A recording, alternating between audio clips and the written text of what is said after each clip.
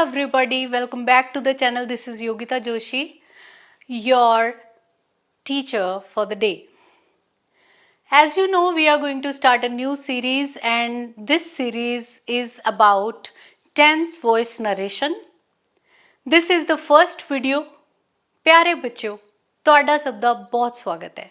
ਜਿਸ ਤਰ੍ਹਾਂ ਤੁਹਾਨੂੰ ਵਾਅਦਾ ਕੀਤਾ ਸੀ ਕਿ ਟੈਂਸ ਦੀ ਇੱਕ ਨਵੀਂ ਸੀਰੀਜ਼ ਸ਼ੁਰੂ ਕਰਾਂਗੇ, ਉਸ ਤੋਂ ਬਾਅਦ ਵੌਇਸ ਨਰੇਸ਼ਨ ਸਪੈਸ਼ਲੀ ਉਹਨਾਂ ਬੱਚਿਆਂ ਲਈ ਜੋ ਪੰਜਾਬੀ 'ਚ ਸਮਝਣਾ ਚਾਹੁੰਦੇ ਨੇ। ਸੋ ਸਭ ਤੋਂ ਪਹਿਲਾਂ ਮੈਂ ਤੁਹਾਡਾ ਇਸ ਸੈਸ਼ਨ ਦੇ ਵਿੱਚ ਸਵਾਗਤ ਕਰਦੀ ਹਾਂ।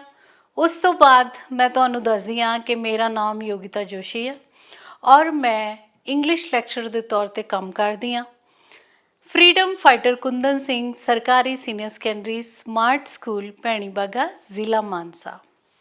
बच्चों, आज जो सीरीज़ आप शुरू करनी है उसकी शुरुआत आप एग्जाम्पल्स नाल करांगे, फिर जनरलाइजेशन, फिर असी उस तो डिड्यूस करांगे कि की टेंस हुंदा है तो किन्नी तरह के टेंस हुंदे आ। First of all, without any delay, let's go up to the examples.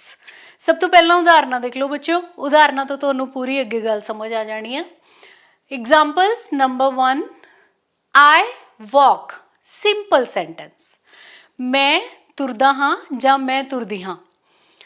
I walk, this is a complete sentence बेटा, जिस च आई सब्जेक्ट है और वॉक की है verb. Very good. So I is subject and walk is verb. This is a simple sentence. In the second example, they are saying that I am walking. This is progressive. Action जारी है। पहले sentence ਦੇ ਵਿੱਚ ਕੀ ਹੈ? I walk means ਕੋਈ ਐਸੀ ਗੱਲ ਜੋ ਅਕਸਰ ਹੁੰਦੀ ਹੈ ਜਾਂ ਡੇਲੀ ਹੁੰਦੀ ਹੈ।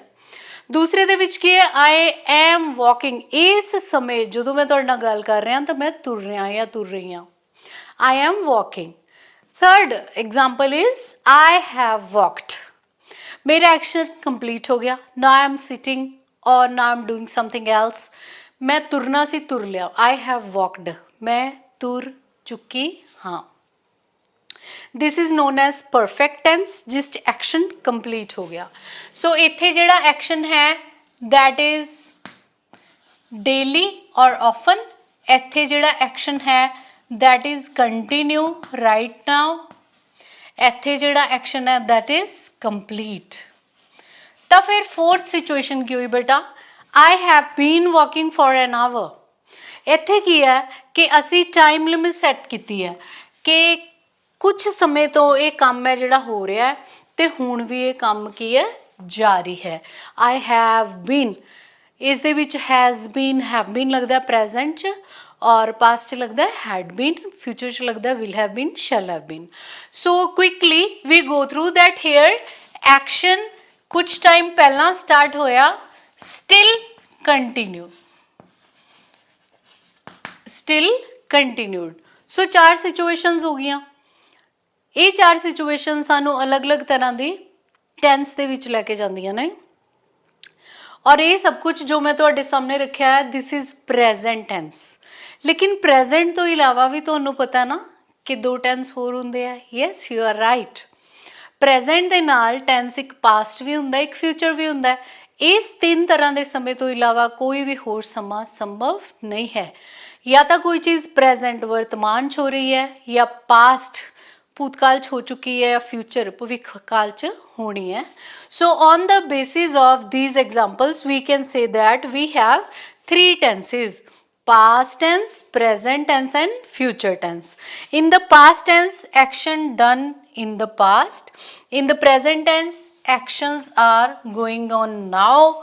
In the future tense, action will take place in future.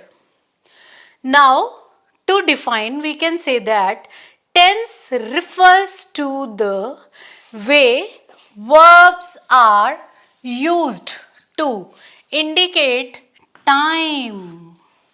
सो सब तो पहली चीज़ सानू ये पता लगी कि टेंस किस नाल जुड़िया होया है? वर्ब्स नाल जुड़िया होया है। वर्ब्स की हुंदे ने, वर्ब्स दे की काम हुंदियां, वर्ब्स दियां किन्नियां टाइप्स हुंदियां तुहानू पिछली सीरीज़ दे विच मैं दस चुकी हाँ। So you can switch over to those videos. I will post in the I button, पूरी दी पूरी प्लेलिस्ट पा दूंगी। तो वर्ब्स जो ने वो यूज़ किए जाते हैं टेंस लई और इन्होंने काम की करना होंदा है। सब तो पहला सानू टाइम बारे दसना होंदा है कि प्रेजेंट है, पास्ट है या फ्यूचर है। Then they can depict all these 3 situations. ठीक है, सब तो पहला काम। Second, it helps to convey, दूसरी चीज सानू की दसदे ने, when an action takes place, कि कदों, व्हेन मीनस कदों, कदों ये जिहड़ा साडा एक्शन है उसने होना है, और हैज़ टेकन प्लेस या हो चुका है, और विल टेक प्लेस या होना है future they which. So on the basis of these 3 situations, we can say that tense is present, past, future. ਤਾਂ ਬੱਚਿਓ ਅੱਜ ਮੈਂ ਤੁਹਾਨੂੰ ਸਿਰਫ ਇੰਨਾ ਹੀ ਦੱਸਿਆ ਕਿ ਟੈਂਸ ਹੁੰਦਾ ਕੀ ਹੈ। ਟੈਂਸ ਹੁੰਦਾ ਹੈ ਸਮਾਂ।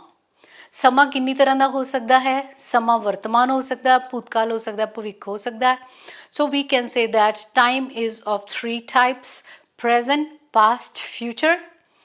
And on the basis of this, we have further 4 types of tenses. Present, past, future ਦੀਆਂ ਅੱਗੋਂ 4 types ਹੁੰਦੀਆਂ ਨੇ, ਜਿਨ੍ਹਾਂ ਨੂੰ ਅਸੀਂ ਆਉਣ ਵਾਲੇ ਲੈਕਚਰਸ ਦੇ ਵਿੱਚ ਕਵਰ ਕਰਾਂਗੇ। ਅੱਜ ਮੈਂ ਸਿਰਫ ਤੁਹਾਨੂੰ ਇਹਨਾਂ ਟਾਈਪਸ ਬਾਰੇ ਦੱਸ ਦੂੰਗੀ, but we'll cover all these tenses in future. Present, past, future ਦੀਆਂ ਅੱਗੋਂ 4 types ਹੁੰਦੀਆਂ ਨੇ। There are 4 situations ਜਿਸ ਤਰ੍ਹਾਂ ਆਪਾਂ examples ਦੇ ਵਿੱਚ ਵੀ ਦੇਖਿਆ ਹੈ।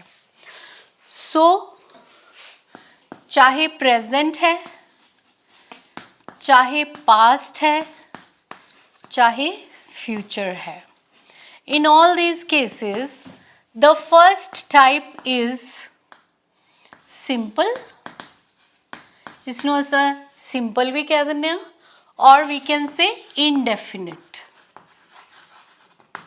इनडेफिनिट सेकेंड टाइप है continuous tense। थर्ड टाइप है perfect tenses। फोर्थ टाइप है perfect continuous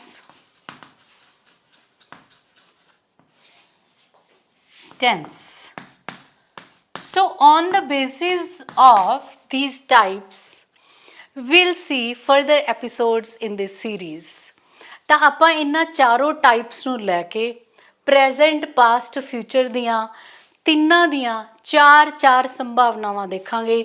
ਸੋ ਇਹ ਜੋ 12 ਸੰਭਾਵਨਾਵਾਂ ਸਾਡੇ ਅੱਗੇ ਸੰਭਵ ਨੇ, ਇਸ ਤੋਂ ਇਲਾਵਾ ਵੀ ਕੁਝ ਹੋਰ ਪੋਸੀਬਿਲਿਟੀਜ਼ ਹੁੰਦੀਆਂ ਨੇ।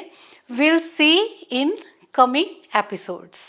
ਤਾਂ ਤੁਸੀਂ ਚੈਨਲ ਨੂੰ ਸਬਸਕ੍ਰਾਈਬ ਕਰਕੇ ਮੇਰੇ ਨਾਲ ਜੁੜੇ ਰਹਿਣਾ, ਔਰ ਤੁਸੀਂ ਬੜੇ ਆਰਾਮ ਨਾਲ ਈਜ਼ੀ ਤਰੀਕੇ ਨਾਲ ਇੱਕ ਟੈਂਸ ਨੂੰ ਸਮਝੋਗੇ। ਔਰ ਅਗਰ ਤੁਹਾਨੂੰ ਟੈਂਸ ਸਮਝ ਆ ਗਿਆ ਤਾਂ voice narration is not very difficult for you, बड़ी ईजीली समझ आ जाएगा।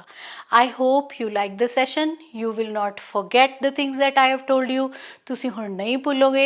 और हर सीरीज़ दे हर एपीसोड दे विच एग्जाम्पल्स दे नाल सब कुछ एक्सप्लेन किया होया है। You can check other episodes also. इस तो पहला एक बेसिक ग्रामर की सीरीज़ आ चुकी है, उन्होंने भी देख सकते हो, और इस सीरीज़ नाल भी जुड़े रह सकते हो।